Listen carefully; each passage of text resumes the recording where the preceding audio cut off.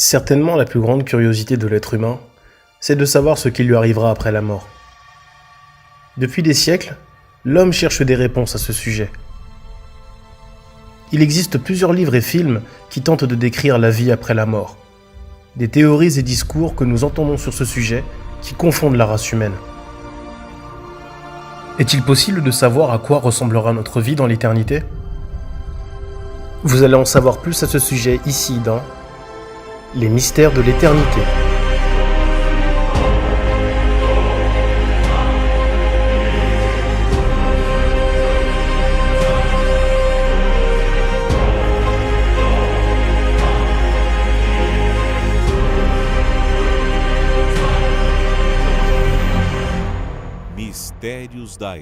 Les mystères de l'éternité.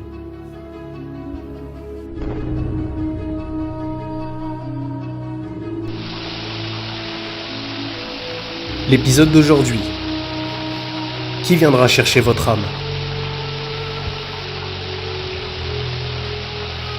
La Bible est pleine de révélations concernant la vie après la mort. Le Seigneur Jésus a été celui qui a le plus parlé de cela.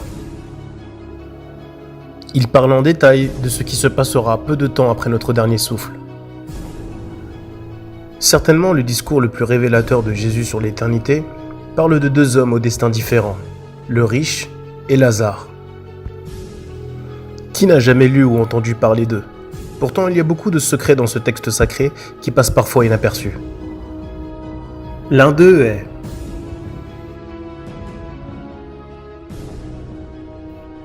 le pauvre mourut, et il fut porté par les anges dans le sein d'Abraham. Le riche mourut aussi, et il fut enseveli. Dans le séjour des morts, il leva les yeux, et tandis qu'il était en proie au tourment, il vit de loin Abraham et Lazare dans son sein. Ici, le Seigneur Jésus montre clairement que lorsque nous mourrons, quelqu'un viendra chercher notre âme, soit les anges pour nous emmener au ciel, ou les démons en enfer. Qu'est-ce qui détermine qui sera envoyé pour nous chercher ? Ce qui détermine, c'est qui vous avez servi durant votre vie dans ce monde. Si la personne a choisi d'obéir à la parole de Dieu, renoncer à ses désirs et envies pour l'amour de Jésus, il est alors le Seigneur de cette âme.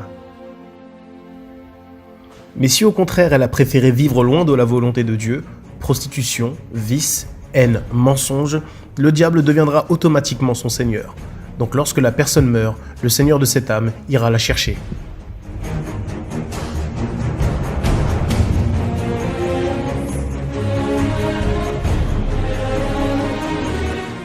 Chaque seconde, 2 personnes meurent dans le monde.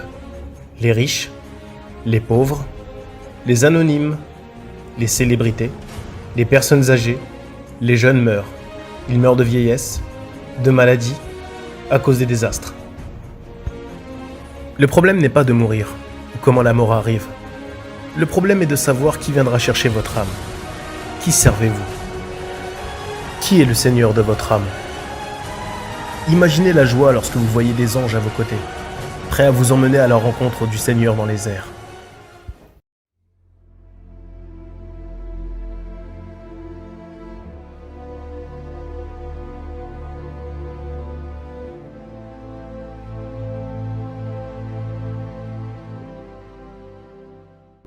O que aconteceu que você não pôde levar a alma dele quando a alma dele descolou do corpo? Porque antes de eu chegar perto, os anjos de quem ele tinha servido chegou e arrastou a alma dele pra glória. Ele sorriu, ele foi sorrindo.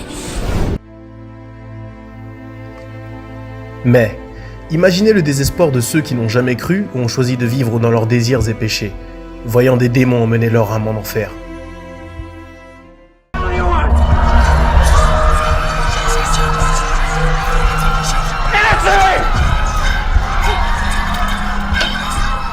E se eles não fizerem pacto com o homem grande, eu vou levar. Que eles não sabem o quanto descola a alma dessa carne podre que eles carregam sobre os esqueletos deles. O que vai vir buscar eles? Tem gente que quando te vê na hora da morte, quando enxerga você, e antes não acreditava, dizia que isso é coisa de crente, de Bíblia, de fanatismo. Quando elas veem você, qual a reação delas? Socorro, meu Deus!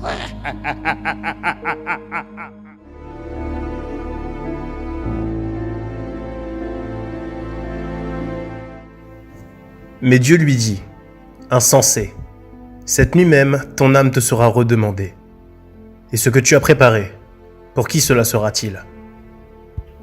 Si vous mourrez maintenant, qui viendra vous chercher ?